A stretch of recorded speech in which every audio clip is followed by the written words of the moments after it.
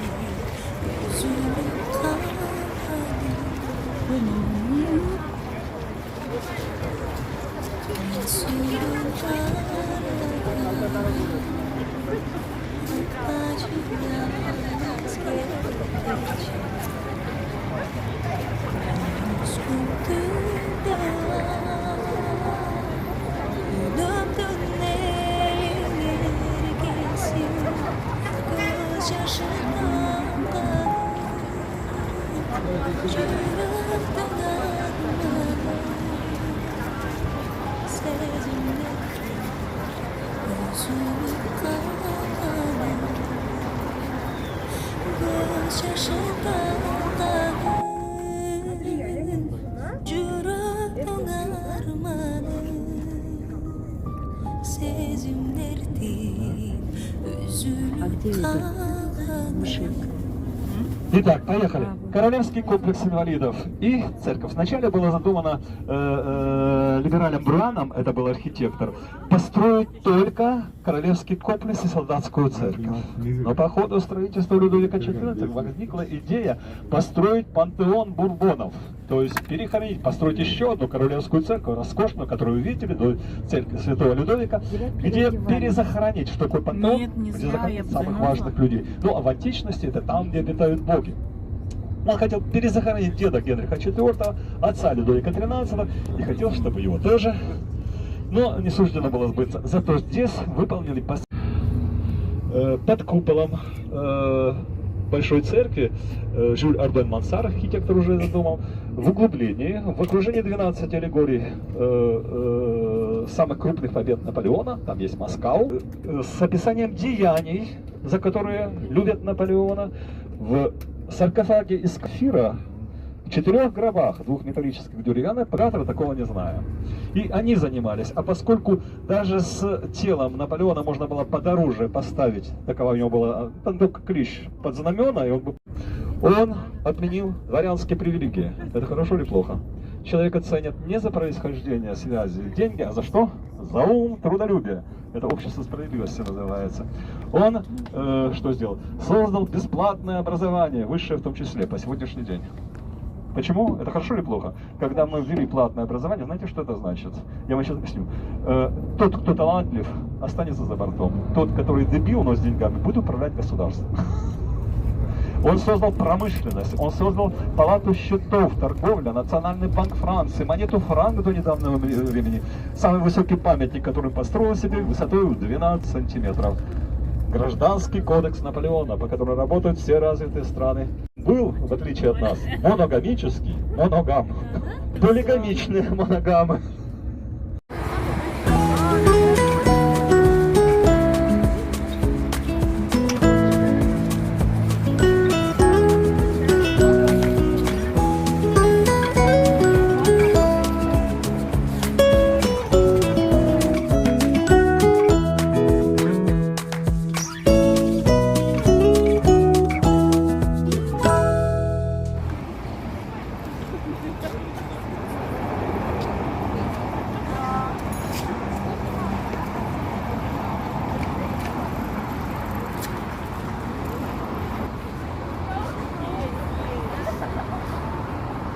Офицеры. 28 он уже генерал.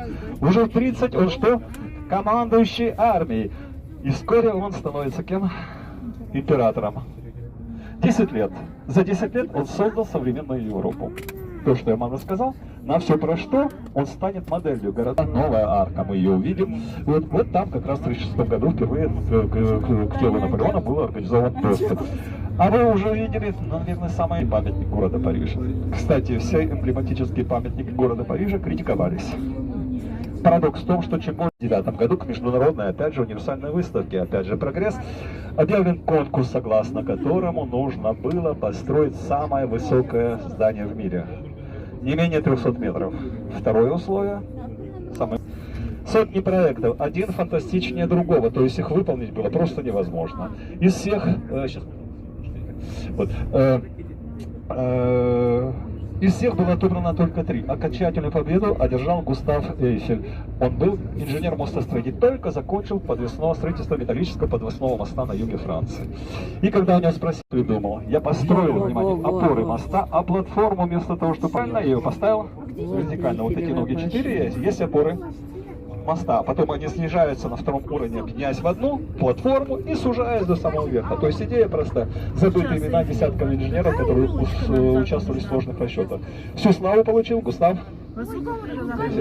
Кстати, десятки, да. Но главные расчетные работы сделал инженер, которому было 28 лет. Вот вам инженерная зрелость. И тогда сопромат мы называли это все дело. Вот. Ну, вот он сделал. А вообще-то их было двое, которые самые главные работы сделали. Концессия инженеру выдавлена на 20 лет. Через 20 лет башню должны были разобрать. То есть она Но Густав Эйфель дорожил своим детищем.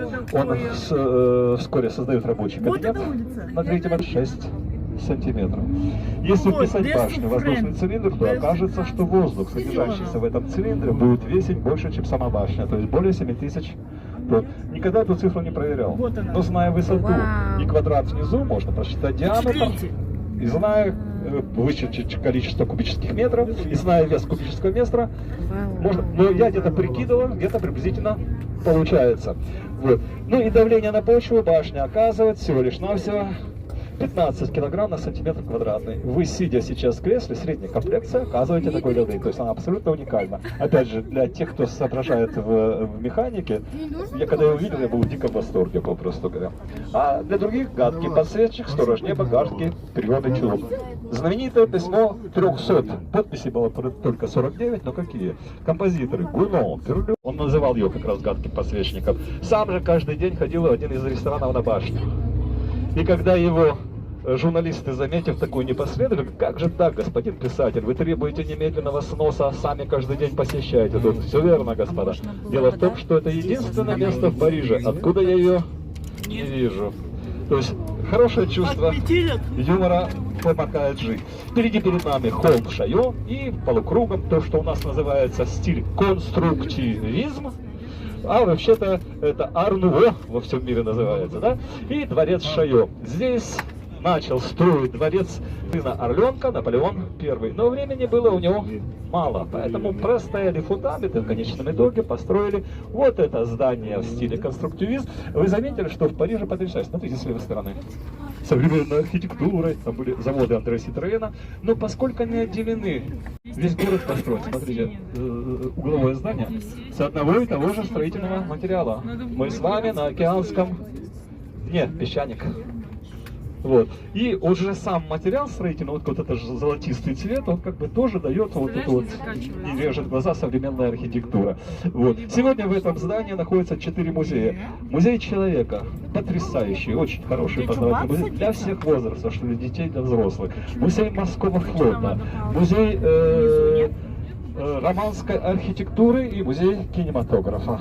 Вот. Ну и здесь вы видите фонтаны, конечно, сейчас все закрывается, будут здесь происходить соревнования по конному спорту. Я вообще-то не знаю, по какому спорту будут проходить соревнования, но будут 100%. Одно могу сказать, лучше в Сене не птина. Ну как бы все забито и так далее. Ну а мы потихонечку едем вперед. С правой стороны то, что называется вот частная собственность, все жилье во Франции частная собственность. Здесь гостиницы, посольство Ирака здесь находится, Ирана, прошу прощения. Вот. И впереди перед нами одна из площадей таких красивых. Вот там у нас, по-моему, Джордж Вашингтон на лошади. У французов прекрасные отношения с Англией.